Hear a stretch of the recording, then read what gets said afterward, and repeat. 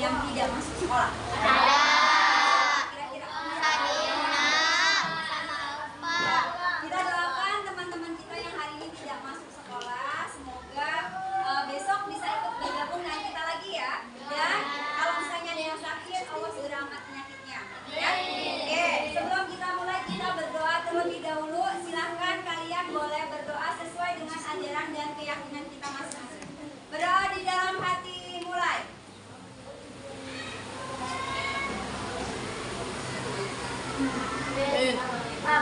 Selesai. Baik anak-anak, hari ini kita belajar kembali di pembelajaran Odi ya. Odi. Namun sebelumnya Ibu ingin memberikan kepada kalian semangat dulu karena kayaknya tadi habis istirahat pada lemes semua. Yuk, tepuk semangat.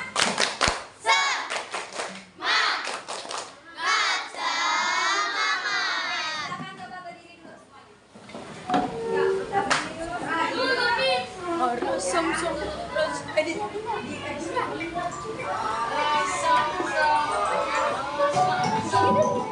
Kita sedikit dulu ya. Ada samsam, tahu kan? Oke. Yuk.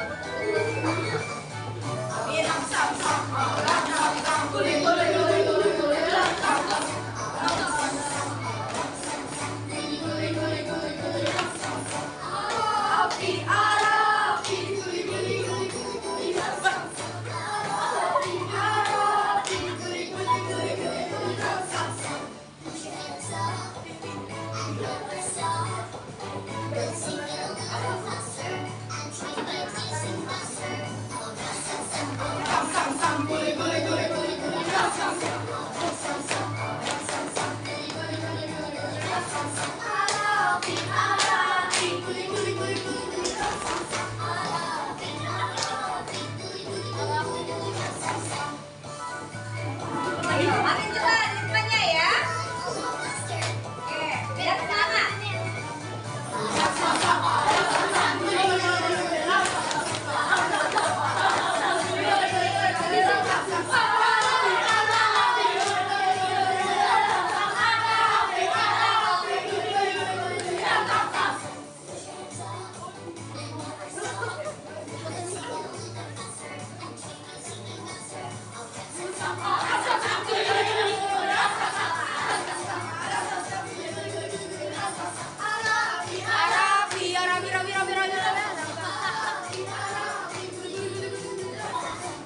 Oke, tepuk tangan buat semuanya. Terima kasih. Ya, benar kalian ya. Baik. Nah, tadi kita sudah melakukan eskripsi. Berikutnya Ibu akan minta sama kalian yang menyaksikan satu video lagi.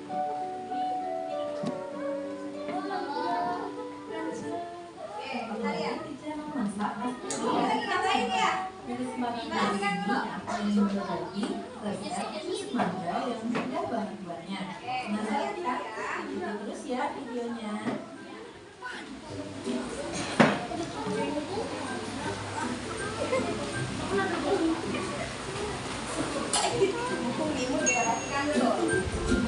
Bahan yang perlu kalian siapkan di sini ada 2 buah mangga. Aku pakai yang ukuran sedang ya teman-teman. Dan di sini aku pakai mangga harum manis. Kulit luarnya juga sudah aku cuci bersih ya teman-teman.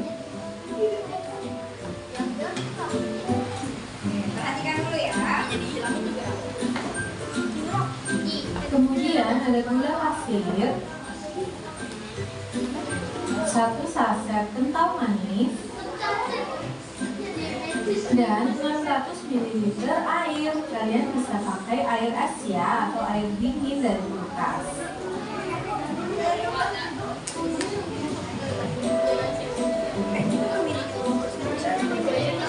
Langkah pertama, kupas kulit buah mangga.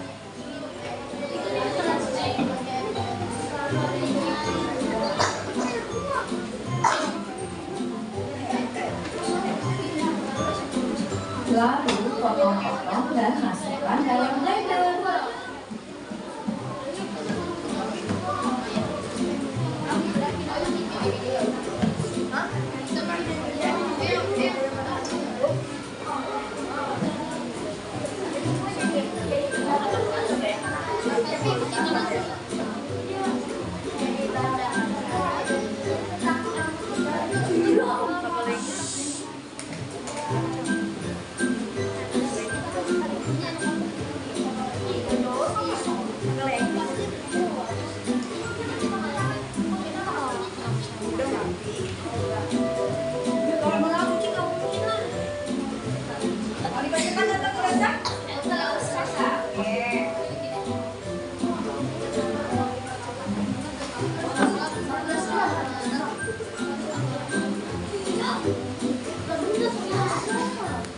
Kemudian tambahkan 1 saset kental manis.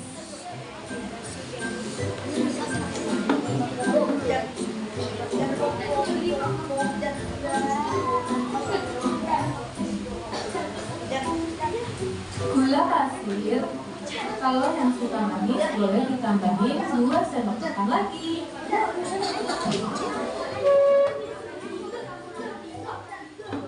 3 gelas air dingin, tapi kalau kalian mau pakai es batu, cukup 2 gelas air saja, supaya nasinya mental.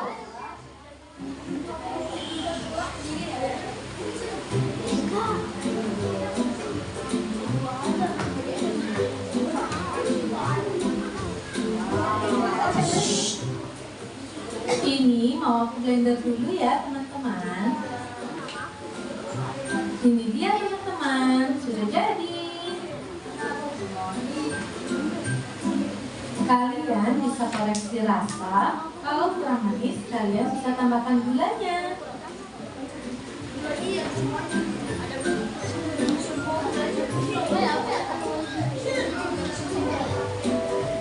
Nah, itu dia teman-teman, resep dan cara membuat jus mangga. Sangat mudah kan? Rasanya juga seger, enak banget. Kalian wajib coba ya. Semoga video ini bermanfaat untuk kalian yang ingin mendapatkan ide atau resep minuman segar lainnya. Kalian bisa banget untuk subscribe channel ini. Kemudian jangan lupa untuk like dan share videonya, dan tuliskan komentar, saran, dan pertanyaan kalian di kolom komentar. Terima kasih. See you teman-teman.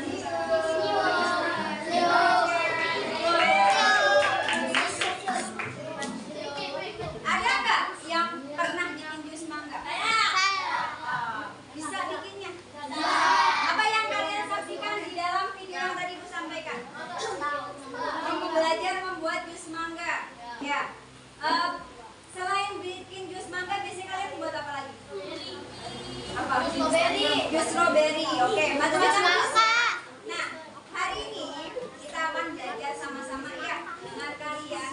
Tapi sebelumnya pernah nggak kebayang kalau apa yang tadi kalian lakukan ini bisa dilakukan oleh seorang robot? Bisa. Bisa nggak kira-kira robot melakukan tindakan seperti ini? Bisa. Bagaimana caranya?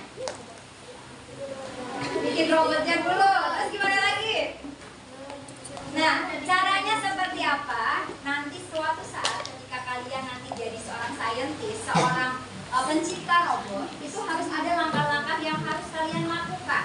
Nah, hari ini kita akan belajar sama-sama ya. Yang pertama adalah kalian akan tahu ya, dapat menjelaskan tentang maksud dari dekomposisi dalam berpikir komputasional. Yang kedua, menjelaskan langkah-langkah pembuatan sesuatu. Yang kali ini nanti kita akan membuat jus mangga sama-sama ya. Sebagai salah satu satu bentuk dari dekomposisi dalam pembelajaran coding. Nah, ternyata kegiatan yang kita lakukan ini, nak, ya kelihatannya sederhana. Kalian mungkin selama ini berpikir coding itu harus selalu dengan komputer, benar nggak? Iya, ya kan? Harus dengan komputer, harus dengan HP, gitu ya. Coding itu tidak seperti itu. Coding itu adalah langkah-langkah yang harus kita lakukan, yang tersusun secara sistematis dan berurutan. Nah, itu pembelajaran tentang coding. Termasuk membuat jus mangga ini adalah salah satu pembelajaran coding. Nah, apa sih pembelajaran coding? Kita akan belajar sama-sama tentang berpikir komputasional. Pernah dengar kata berpikir komputasional? Belum? Belum pernah dengar sebelumnya? Belum. Berpikir komputasional itu adalah cara cerdas memecahkan masalah seperti komputer. Itu namanya berpikir komputasional. Jadi ketika kamu mendapatkan suatu masalah, diharapkan kamu bisa menjelaskan atau memecahkan masalah itu sesuai dengan seperti halnya ketika komputer memecahkan suatu masalah. Nah, kita lanjut ya. Oke, pertama kita mulai dulu dari pengertian. Berpikir komputasional bukan berarti kita harus menjadi robot. Artinya bukan berarti manusia itu harus berubah jadi robot, tapi adalah berpikir secara metode berpikir memecahkan masalah rumit secara metodologis, efisien, dan logis. Mirip dengan cara seorang ilmuwan komputer dalam membuat program. Nah, ini adalah keterampilan dasar yang berguna untuk semua orang. Perlu nggak sih kamu belajar seperti ini? Perlu. Dengan kamu berpikir secara efisien, secara logis, otomatis masalah yang kamu hadapi akan lebih mudah diselesaikan. Nah, kita mengingat kembali ya, di dalam coding itu ada 4 pilar utama yang kita pelajari dalam berpikir komputasional. Yang pertama ada dekomposisi, yang kedua ada pengenalan pola, yang ketiga ada abstraksi, dan yang terakhir ada algoritma. Ada berapa pilar dalam berpikir komputasional? 4. 1. Dekomposisi. 2. 3. Abstraksi. Dan yang keempat algoritma. Apa saja sih itu kita bahas dulu ya, biar nanti sebelum kita belajar kita lebih tahu. Yang pertama dekomposisi. Ini sering sekali kita lakukan, tapi mungkin kamu nggak tahu ya. Apa sih itu dekomposisi? Dekomposisi adalah proses membagi masalah yang rumit dan besar menjadi komponen yang lebih sederhana. Selama ini mungkin kamu biasa disajikan nasi goreng. Gibran makan nasi goreng, tinggal makan kan? Nggak tahu prosesnya seperti apa. Nah, di dekomposisi ini ya, kalian akan tahu gimana prosesnya supaya nasi itu bisa menjadi nasi goreng. Tujuannya adalah masalah yang terlihat tidak menakutkan dan bisa diselesaikan satu per satu. Nah, nih contohnya tadi yang disampaikan. Gibran dikasih nasi goreng sama mamanya, disiapin nasi goreng, sudah suruh makan. Tapi Gibran nggak berpikir gimana caranya membuat nasi goreng. Maka dekomposisinya adalah yang pertama, apa yang harus dilakukan? Menyiapkan bahannya dulu. Nggak mungkin ada langsung nasi goreng kan? Pasti kita perlu menyiapkan dulu. Ada nasi, ada bumbu, ada telur, bahkan perlengkapannya perlu nggak? Perlu. Ada bahannya, kalau perlengkapannya nggak ada gimana? Bisa jadi nasi goreng? Nggak bisa. Perlengkapannya juga harus disiapkan. Ada apa saja? Pisau. Penggorengan. Piring. Apa lagi? Ya, spatula. Ya, terus apa lagi? Minyak. Nasinya sudah. Perlengkapannya. Apakah langsung nyiapin bahannya doang terus langsung jadi nasi goreng? Tidak. Perlu kompor. Betul. Kalau nggak ada kompor bisa nggak? Nggak bisa. Perlu apa lagi?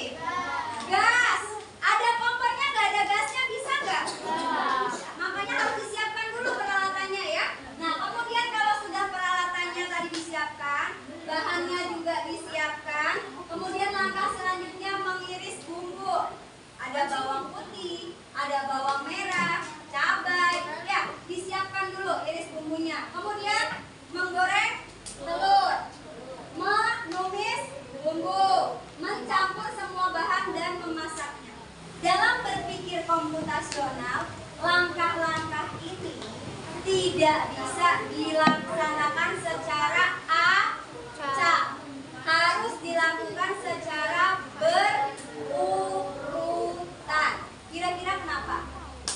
Kenapa harus dilakukan secara berurutan? Ayo, kenapa nggak udah tumplokin aja semua, Bu? Masukin aja semua bahannya ke wajan terus langsung diaduk-aduk. Kira-kira kenapa? Kalau misalnya itu diberlakukan ke dalam komputer, apa yang terjadi? Akan terjadi error ya, tidak bisa berjalan sebagaimana fungsinya. Nah, ini yang pertama, dekomposisi. Yang kedua, ya, itu yang kedua dan 2, 3, 4 itu hanya pengenalan saja.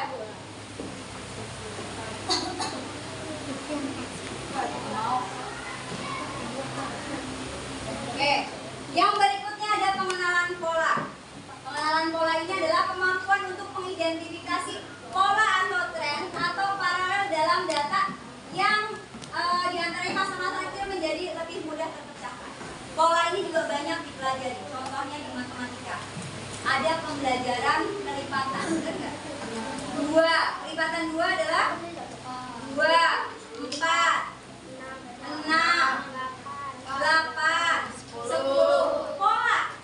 Ya, atau misalnya membuat gambar pola dari segitiga dan lain sebagainya. Tapi Ibu nggak akan bahas ini.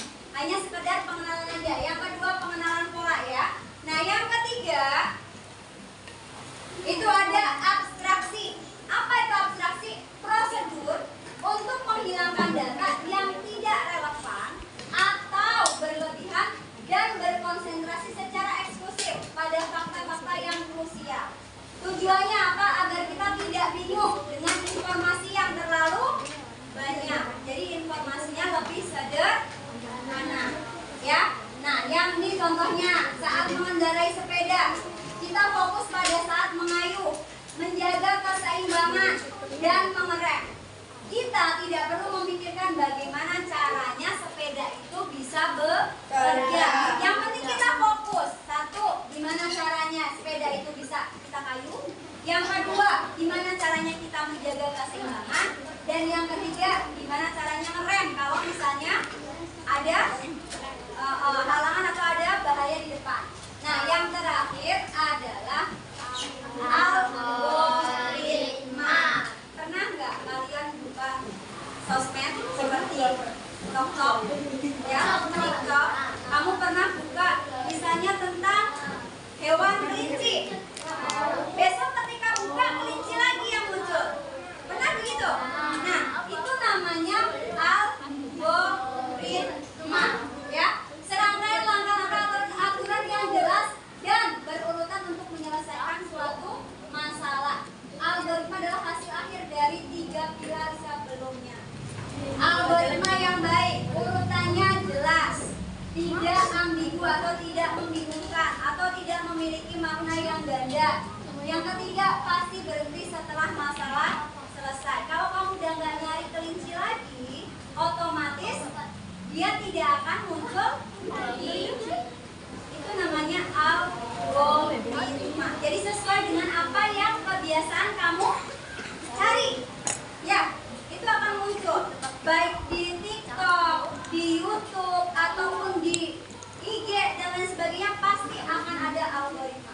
Ya, ini contohnya dalam kehidupan sehari-hari ada resep masakan. Kalau masak, resepnya seperti itu ya akan diulang lagi kan? Nah, itu seperti itu. Petunjuk perakitan mainan atau tutorial cara melakukan sesuatu. Itu tadi ada 4 pilar berpikir komputasional. Nah, sekarang ya kita akan lihat. Nah, ini ada manfaatnya. Manfaat dari berpikir komputasional yang pertama itu melatih kalian untuk berpikir logis dan terstruktur. Yang kedua, membantu merencanakan sesuatu lebih efektif dan efisien. Yang ketiga, membuat kamu menjadi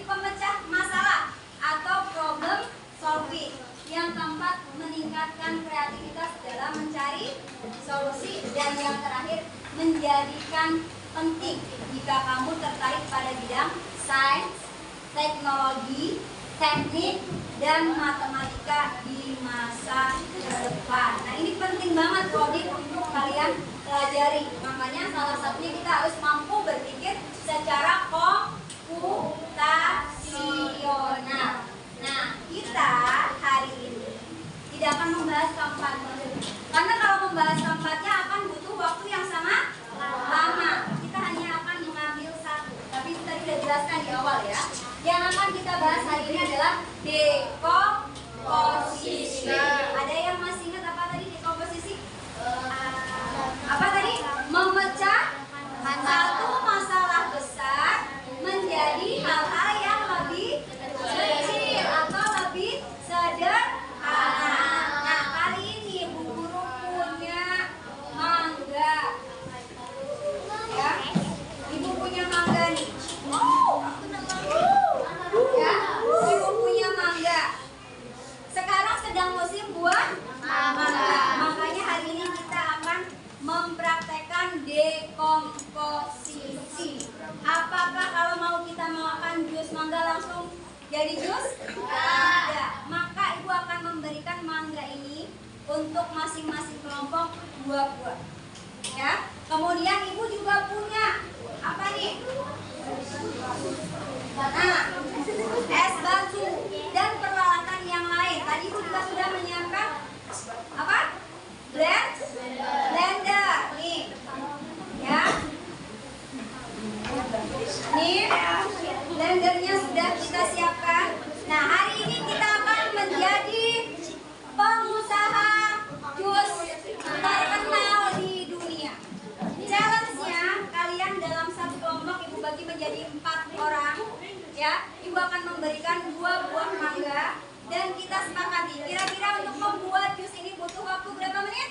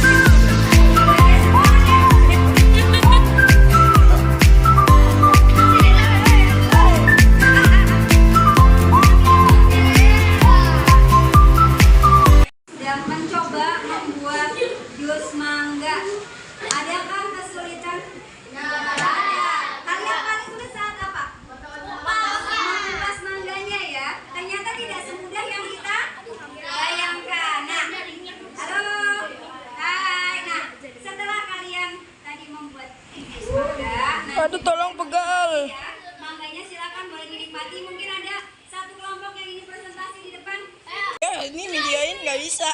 Kelompoknya Dinda deh, kelompoknya Dinda dulu. Sebentar. Kelompok Dinda, silakan presentasi di depan. Sambil ditunjukkan mangganya ya. Bawa mangganya, Magdis mangganya dibawa. Silakan. Oke. Sini disebutkan dulu.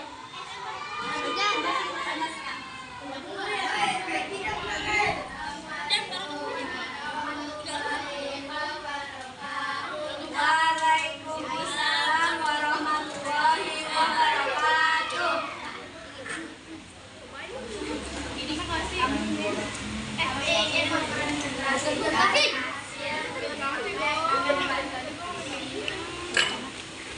Pertama kita cara membuatnya, pertama kita mengubahnya.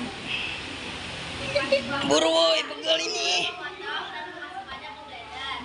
Lalu masukkan susu ke dalam blender. Dan itu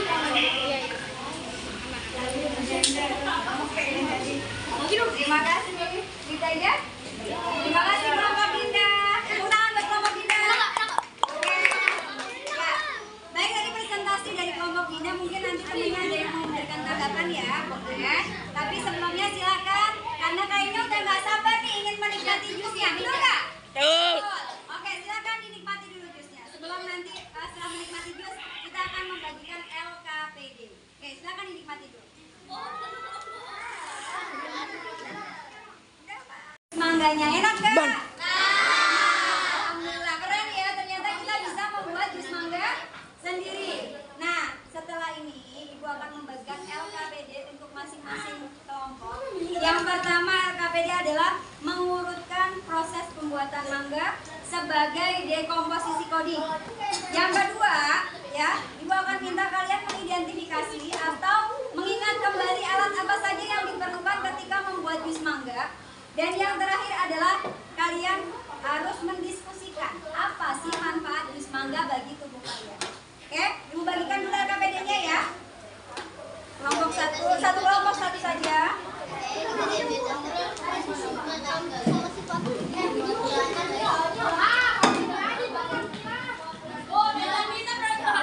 Pause.